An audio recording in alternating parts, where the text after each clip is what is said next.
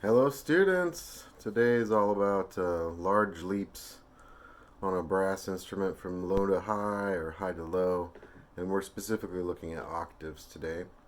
Octave, oct-o-c-t, octave, like an octopus or an octagon, involves a total of 8 notes. And in practical sense, in musical terms, we're talking about notes with the same name. So, like a C and a C, a high C and a low C, or an octave apart. I think most of us know this already, but octave is the 8 notes, right? C, D, E, F, G, A, B, and then C is an octave away because it's 8 notes. All right, so pretty simple stuff. So we're going to take a look and take a little bit of a deeper dive into performing long leaps. Today is all about the octave. First things first is to look at our tongue level. This is something that we talk about a lot in our warm-ups, right? When we do our warm-up, I'm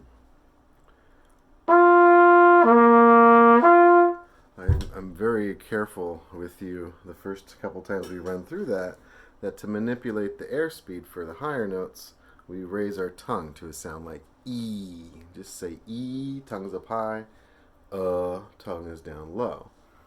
So to do these octave leaps, we're going to need to really be able to manipulate our tongue level up high and low rapidly. All right. So that's the first thing. Just be very clear about that. To get the high notes, we need faster air. To get that faster air, we use our tongue level. So let's try. It's something like the warm up. We're gonna tongue our notes here. In fact, I'm gonna play trombone today, I think. So try something a little different. Hopefully you can hear.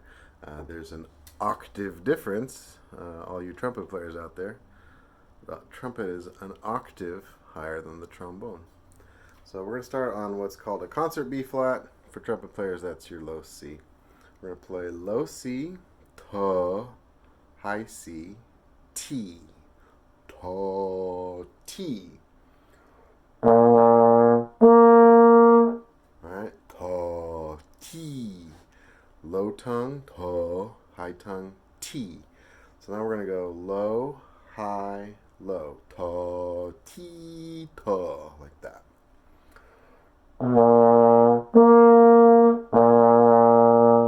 Alright, let's go down our fingerings.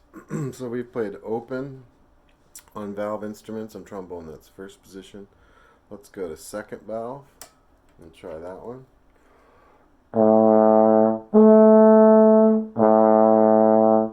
Pretty easy. First valve, third position.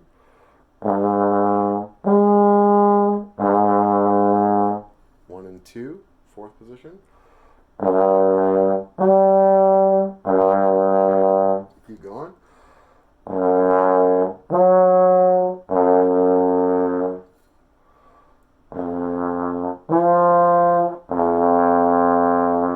All three.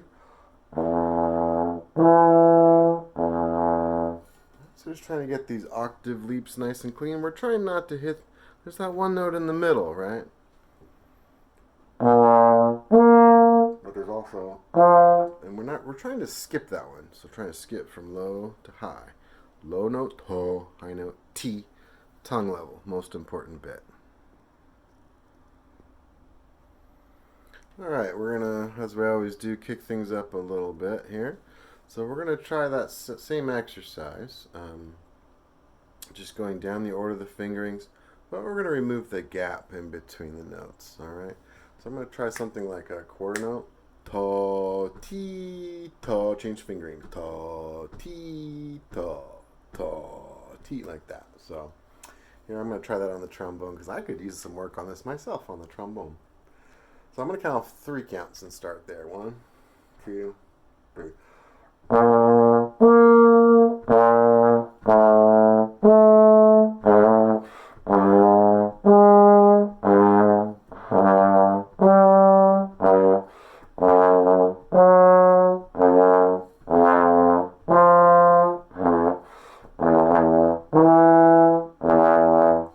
So you might be able to hear there. That's good for me to be working on the octaves with my trombone here. I'm not nearly as skilled at the trombone as I am at the trumpet, but I'm getting better every day, every time I practice. All right. So once you've got, at least you can do that maneuver. We can do it much, much faster. Oh, that was, see, I'm practicing. Here we go.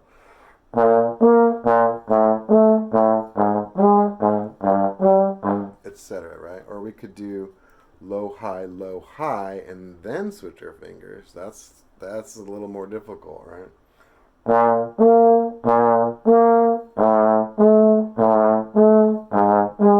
Etc. Right, like that. So we'll definitely be going through that order of fingerings with you on our follow-up session. But we're again kick it up another little notch here. All right, for this next segment, we're going to do our best to try to do some of the scale, and we won't do the whole thing, but we'll do bits of it on the video at least. And if you have the higher range already, we'll be trying to get you way up there. Okay. So again, we'll stick to our concert B flat scale. I'll switch back to trumpet here, and we're going to play up the scale in octaves now. So I'm going to play C and then C, or concert B flat. All right, and then our next note is D. So low D, and then high D, remember, high D has a different fingering. And then E has the low fingering and the high fingering different. Right, and F has the same fingering, low and high. G is open both. Now you might find beyond here it gets a lot more difficult, and it does, but the fingerings all remain the same. A, then B, then C. Let's try A, octave. Alright, B. And then the last note would be C, if you can hit that high C. Alright, so we can now do that also and without the pauses in between. Might take a little practice.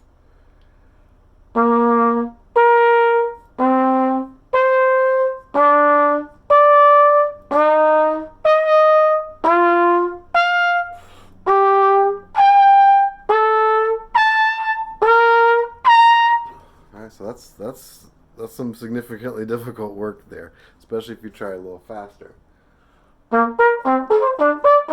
See, you can even hear there, I had a little crack there, so maybe I need to work on these octaves too, huh? Excuse me. So, in the next segment, we're going to, especially for those who are able, we're going to try not just an octave, but we're going to do 2 octaves. So, low note, middle note, high note, all with the same name. We'll go over that. Alrighty. For our last segment, like I said, we're going to try 2 octave leaps, but we'll do it 1 octave at a time. So, and in this case, it'll be easier, I think, for all of us. If we start in the reverse order of fingerings or positions, we'll be doing all 3 valves for our lowest fingering, I call that, right? So that's a low F sharp. Then we'll do F sharp in the staff, F sharp on top of the staff, all right? So there's my low F sharp, all 3 valves. Alright, and if you can do that, maybe you can go up and down. That's a lot harder.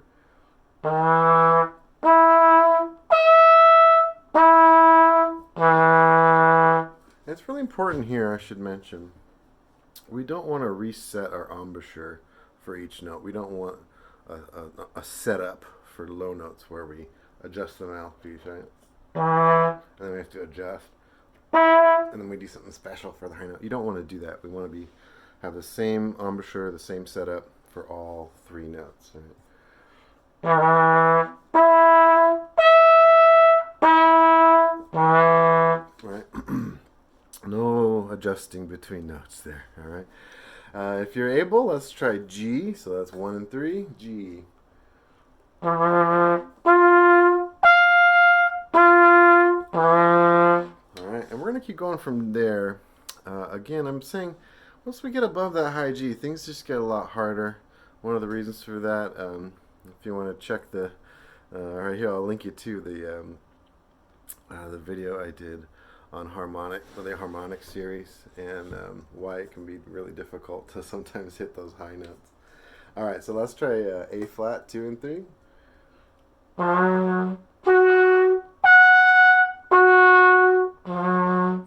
right, so we can just keep going up the fingerings, and you can go. So maybe I'll try one for you.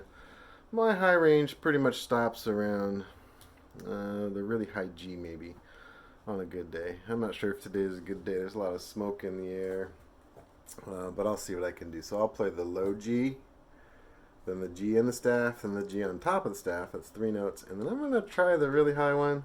I probably won't get it, but I'll try it anyway. Let's see what happens here. Excuse me.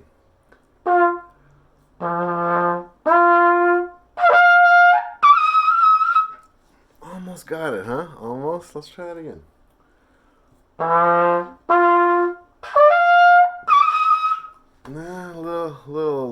didn't quite make it there today, but that's a good thing for me to work on. That's 4 notes, but that's 3 octaves. Here's 1 octave higher, 2 octaves higher, 3 octaves higher. Yeah, so that's some tricky stuff. So we'll be working on octaves. Again, the most important thing to really be thinking about when you're doing any kind of leaps like this is your tongue level. T for high notes. You can even hiss. Tss.